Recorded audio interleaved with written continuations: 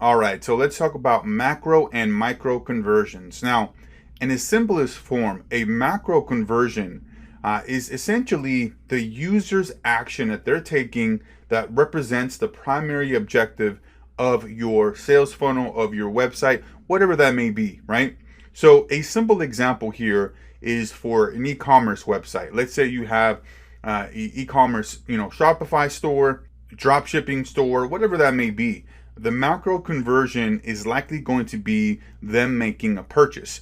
Just like we were looking at the macro version of our sales funnel in the top of funnel, middle of funnel, and bottom of funnel, the ultimate intention is when somebody goes through our sales funnel, right, is to get them to purchase a product or service. And that's what the macro conversion is really about. Now, the micro conversions, this is where we're actually getting people to, move and take an action at each particular stage. So let's say if somebody, submits their information to download the lead magnet, that's a micro conversion. It's the individual steps, right? That critical path towards reaching that ultimate sale of a purchased product or service, right? So it's important to understand the difference here. The macro is, I want, X, Y, and Z to happen. I want this person to become a paying customer.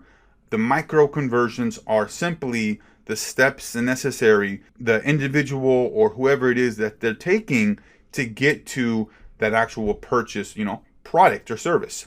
So continuing with the e-commerce example here, let's say that you're like running ads on Facebook and you have like a particular video that you're having for your product or service. Let's say it's like a cat product that you're looking to promote or sell on Facebook, and you have like a video of that cat product or somebody using that cat product.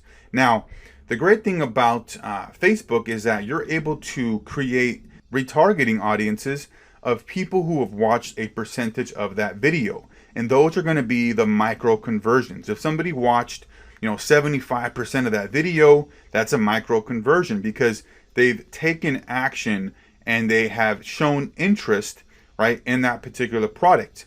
Now, if somebody watches it 100%, I mean, they are taking a micro conversion, but it's a lot more valuable micro conversion, because if somebody is spending their time watching a video for 100% of the time of its entirety, right, then they're going to be a hot prospect. So any particular step that somebody takes through your sales funnel that doesn't include the overall, ultimate goal of a purchase is going to be a micro conversion.